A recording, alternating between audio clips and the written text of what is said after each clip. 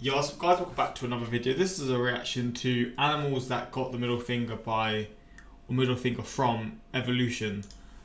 I've not had this video suggested much before until literally my most recent video. I searched it up and I saw the video's got a load of views and it's in a really short time frame, like just over a month. Never heard of the channel before. I mean, yeah, I don't know if this is going to be like a mixture of just like TikToks put together or what, because this is sort of like the TikTok sort of format, so I don't really know, but yeah, I saw it suggested and it interested me and I came to the video and saw this, so yeah, I'm trying to also work on shorter intros, so we're going to jump into this one. Shout out to my Instagram and Twitter, links in the description for those who want to follow me. Save my Patreon, is a Patreon exclusive video going up today, so if you want to find other videos, not just on YouTube, you can find it in the link in the description, but let's jump into this. I said shorter intros, and this is probably one of my longer intros, but we're going to jump into Evolution is a name Emily. Evolution is a name Emily. That's it. That's the whole intro. Don't get me wrong, the concept of evolution is pretty cool. It's the reason giraffes get to flex. Wait, is this literally just the channel? It is literally just this view.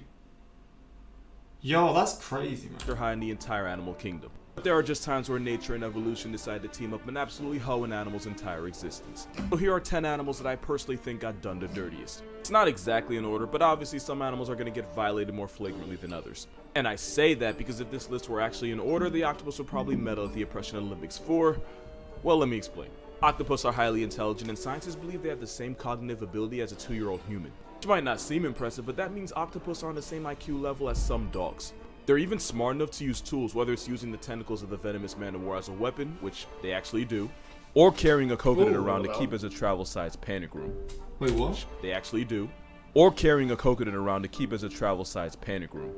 That's pretty... oh shit, I didn't mean to do that. That's pretty cool, actually. That's pretty sick. That's a 1000 IQ play from the octopus there, man.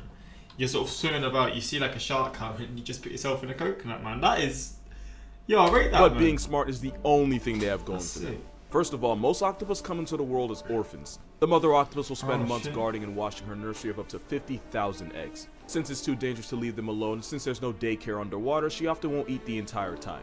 Which means once the clutch of eggs are finally ready to hatch, the mother is shriveling, starving, and ready to become initials on a Twitter bio. Oh, man. The struggle doesn't end there. In fact, that's when it starts. These babies the size of a grain of rice have to figure out life in an ocean full of animals that'll actually try to put an end to it. It's so bad that I have never seen a baby octopus. They are... did you say the size of a grain of rice or whatever?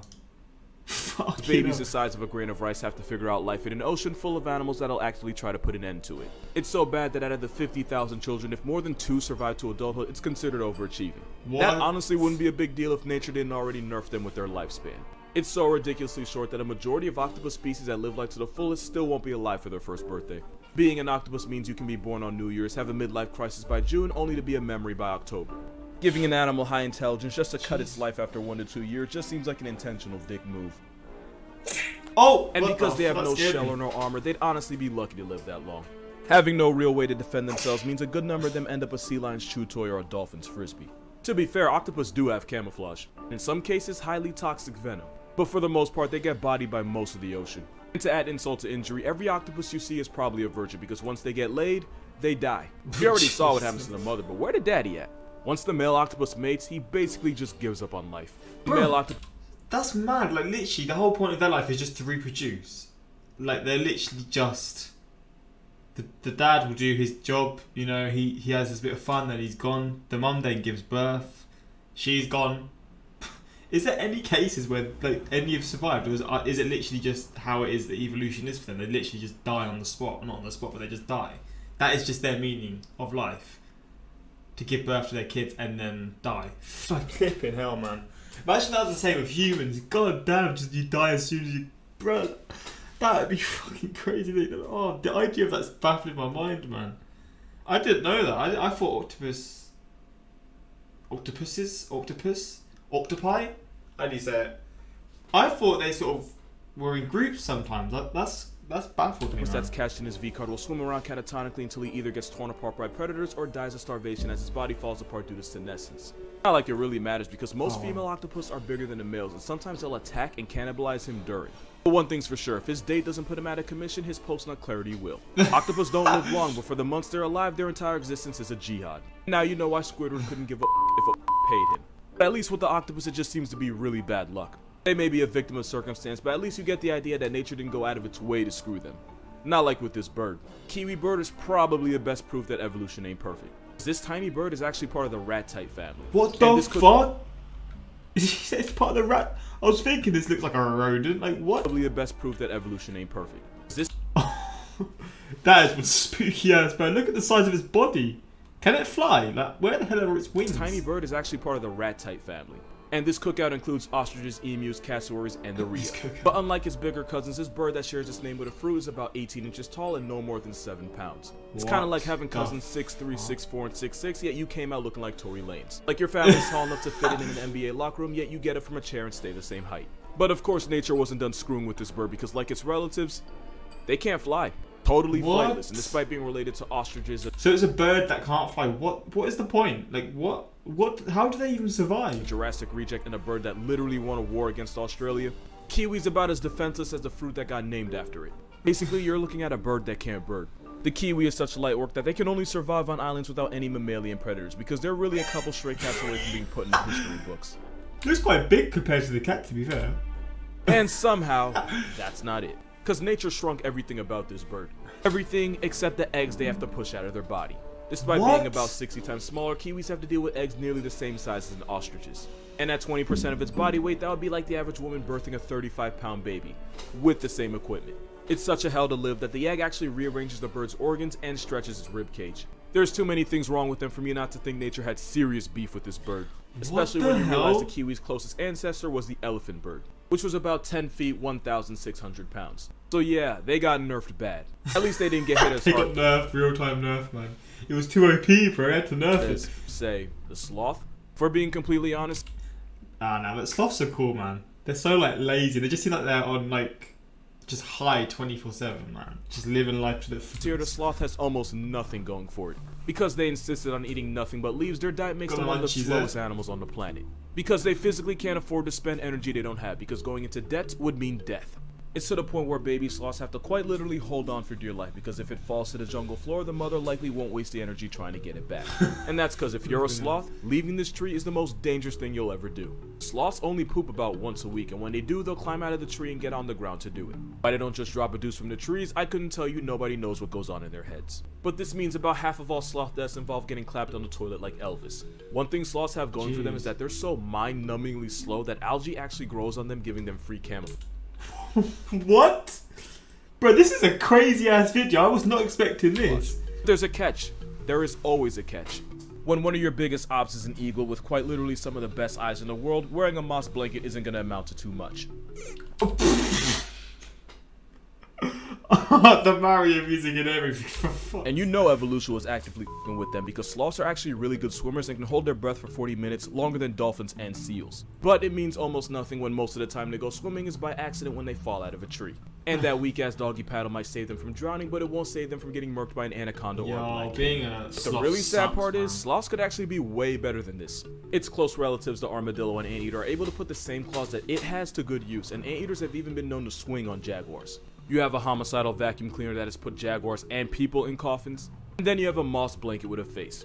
Just like the kiwi, the sloth used to be better than this. Megatherium, aka the giant ground sloth, was in the same weight class as elephants, and they actually knew how to use those claws. So much so that if Ice Age were realistic, Sid would have worn Diego's ass like a fur coat. But its massive size ended up screwing it in the end, as they basically got hunted into oblivion by humans, leaving us now with the virtually defenseless, dead-eyed, slower than molasses algae apartment that we call the sloth. You know that thing on TV where it's like someone gets a genie that grants wishes, but only does so in a way that horribly bends them over in the end, and the moral's supposed to be careful what you wish for? That basically sums up this next animal, because it looks like it got finessed by a genie in one of the most disrespectful ways possible. This is a fiddler crab. Male fiddlers have one giant brolic claw whose only purpose is to get a female's attention. Many crabs choose their mate based on who has the biggest claw and therefore can pass the best genes to her clutch of eggs. The problem is, that is literally the only thing this claw is good for, because that claw is too big to pick up. Bro, you gotta use both arms in the gym, not just one. What the shit? Fucking hell. I thought it was just this picture alone. I've just realised it's all of them. I thought this one was just missing. It's just tiny. That is ridiculous. What the fuck? The problem is, that is literally the only thing this claw is good for. Because that claw is too big to pick up food, the male fiddler crab can only feed himself with that smaller claw. That massive claw is actually a disability that means the males either eat half the food or take twice as long as the females. The only problem with that is that these crabs only eat during low tide, and the longer the crab spends eating, the more likely they are to end up as someone else's main dish. In the evolutionary arms race for female validation, the male fiddler crab is more likely to end up getting eaten by gulls, raccoons, reptiles, and sometimes even bigger crabs. And since the females enable this by being attracted to the bigger but less functional claws, the fiddler is now trapped in a vicious cycle. By preferring males with a trait that quite literally gets them put on a shirt, the females indirectly screw the next generation. Gotta be careful what you wish for, especially if you're this next animal, because the peacock has the same problem on steroids. I mean, I guess the peacock, they're pretty as hell, but that's probably, in terms of like how they are in the animal kingdom, that means nothing. But they are pretty as hell, man. I've only seen one like once or twice in person, but they are crazy looking animals. But again, I guess in the animal kingdom, man, this don't help them. Looking pretty ain't gonna save you. We can all agree that the peacock is the biggest flexor in the animal kingdom, and rightfully so. And just like with the crab and basically every other aspect of life, bigger is most certainly better. The more colorful and eye-catching, the better the peacock's chances at bagging a pea head. They'll even shimmy their tail feathers in a way that hypnotizes any female watching. But like I said, never make a deal with a genie. Because the good news is a peacock showing off will always be the center of attention. Bad news is sometimes that attention comes from a 700-pound assault weapon with stripes. And because those tail feathers are so heavy, not only can't the peacock see behind itself, even if it... Look at it flexing, bro. You gotta choose the right place at the right time, fella. What are you doing? You've just ended your life. Stripes. Look, he's just like showing off the peacocks in front of him, like, yeah, look at these. It's like the human equivalent of like flexing your muscles, all this kind of stuff. He's just got this fucking big ass... Wait, this is a lion. This is a tiger. I get confused, man. This is a tiger. This big ass tiger just coming on your back, bro. Like, oh no, that sounds mad. Coming on your back. Fucking hell. And because those tail feathers are so heavy, not only can't the peacock see behind itself, even if it does see death coming, it takes them longer to get off the ground and out of the tiger's reach. Oh, it got out of the way. Just like with the crab, the peacock's biggest flex is often what gets it buried. In a cruel twist from fate, the peacocks that are safer from tigers are usually the ones that get less attention from females. So by having a preference, the peahens doom their future children to a fate of ultimately ending up as a tiger's toothpick. The peacock and fiddler both got handed massive L's from nature, but at least you can see the thought process behind it. Having huge claws and fancy feathers attracts females, so technically it does serve a purpose. In comparison, the Luna Moth got shafted for no reason at all. This is a moth. This looks like a leaf. This looks like a plant or something. Like, what the Imagine seeing that like fly into your room or something like late at night. I would shit myself. To make a long story short, adult Luna Moths don't have a mouth and therefore can't eat. The only thing keeping them alive is the energy they store as caterpillars, but once that runs out, so does their time. What? Luna Moths live for about a week, just long enough to reproduce and doom their children to the same fate of a non-consensual hunger strike. If you ask Google why the Luna Moth doesn't have a mouth, it'll tell you because its only purpose is to mate. Which is really nature not giving a fraction of a about them. Yeah, that's cruel. Question is, what could possibly be crueler? Well, if you know what this is, you probably have the answer. This is a sea louse. It's a member of the Caligidae family of copepods, which is basically just a bunch of small crustaceans. You probably noticed that for the peacocks and the crabs, it was the guys getting the worst of it. Apparently nature believes in a weird form of equality because right now it's up for the girls. The horror show starts when a male sea louse kidnaps a much smaller female and then forcibly drags her into what I can only describe as a crustacean sex dungeon, where he can have up to 20 other victims also trapped. It's at this moment where this movie loses its rating because the male will forcibly impregnate every last female in his burrow, and this often involves penetrating her abdomen. Don't worry, it gets worse. As her brood of children that she never asked for begin to grow, they decide to start eating their way out. Eventually, the mother's body splits open as her nursery of psychopaths rush out of her now mutilated husk of a corpse. So the only way these animals can mate is for this specific thing to happen. Like, what is the point? That is absolutely nuts. This might be one of the only times where the babies abort the mother. She doesn't even really get to give birth. Her children just bring her death. You might be wondering why evolution would even give this nonsense the green light. Well, the newborn sea louse are entering an ocean full of danger, and having a full meal before they make it out on their own apparently increases their chance of survival. And by cannibalizing their own mother, it's basically a home-cooked meal. Somehow, this isn't even the worst birth on this list. That title belongs to the hyena because straight up death is actually better than what they go through. Female hyenas evolved a pseudo-penis that's so... God damn. I was not expecting that. I was just pausing it to say, like, these are the most deranged animals in the world, and I see this flipping whopper. Similar to the real thing, it's actually difficult to tell males and females apart. This is actually a female. What? The only problem is, it's not just for show. They actually have to give birth to that thing. And yes, it's every bit as painful as you think.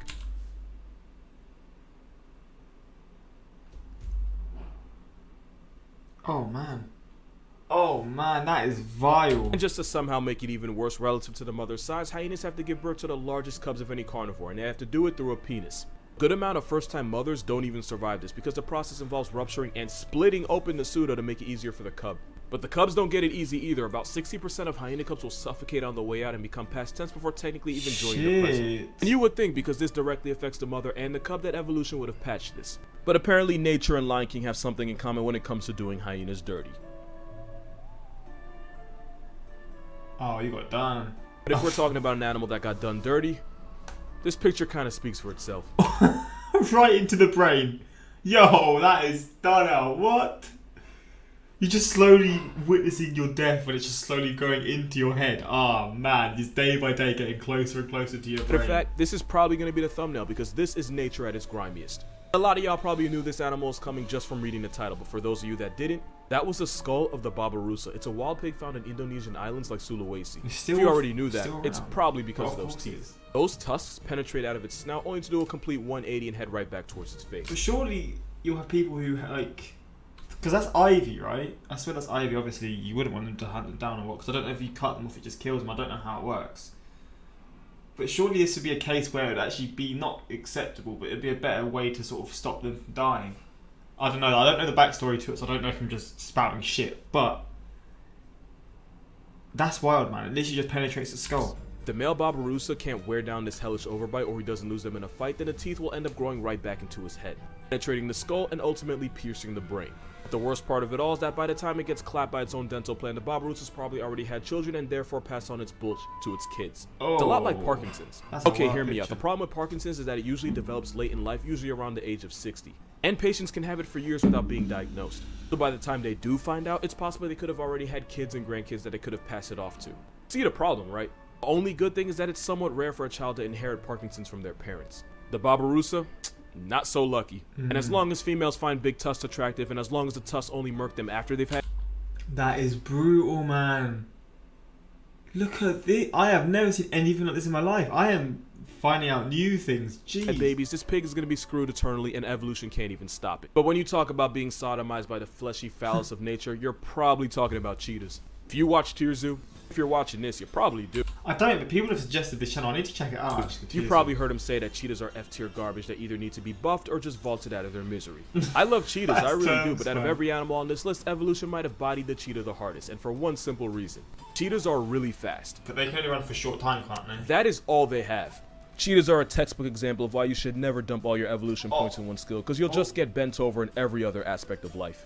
Because they're built for speed and absolutely nothing else, cheetahs often get bullied by other predators, especially lions and hyenas.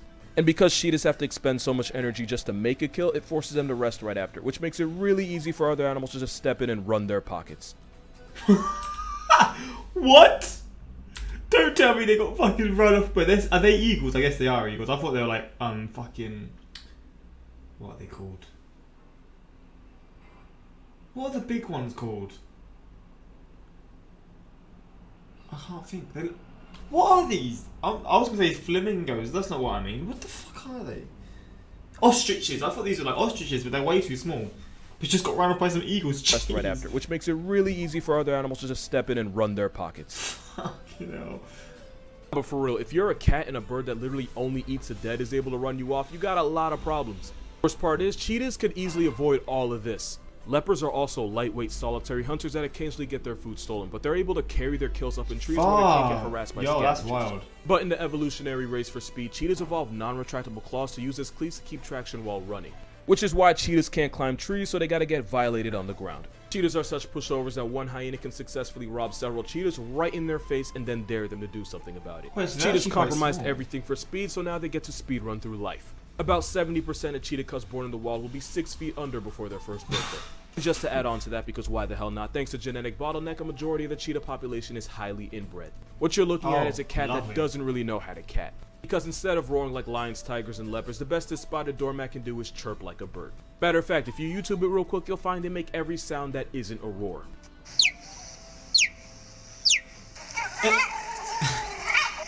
And that's how you know evolution went out of its way to them. Cheetahs have been around for about 3 million years and decided they were just gonna IM speed their way through life. And because of that, unless it's a 100-meter dash or a bird call contest, this overgrown house cat loses every single time.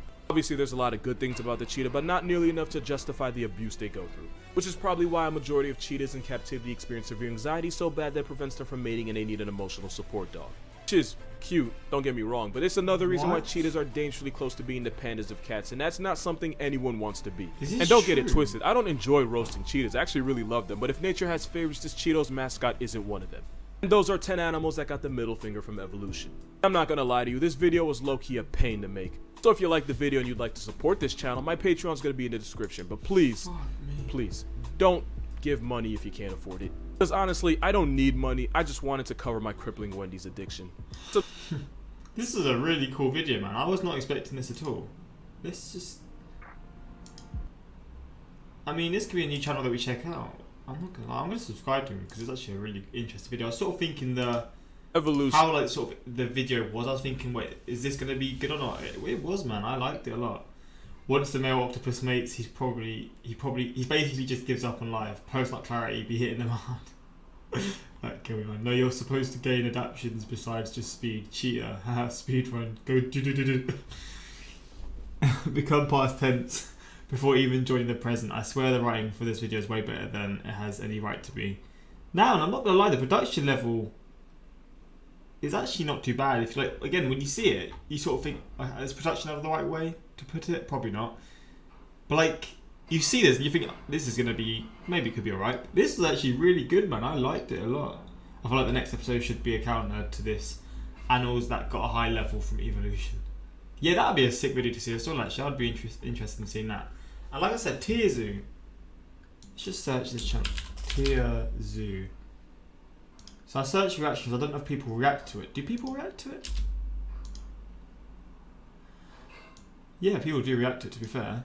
I mean, it's obviously the big streamers, so obviously they're going to get views. But is it just to do with like animals and stuff? So yeah, I clicked this one just to sort of see what it's about. I think that was on a live stream. Are humans OP? I mean, yeah, I'll try one out, see how it goes, and see if people like them or not. But yeah, hopefully you enjoyed this reaction. More on the way, definitely. But yeah, man, this is a crazy ass video. Until next time, like, subscribe. Peace.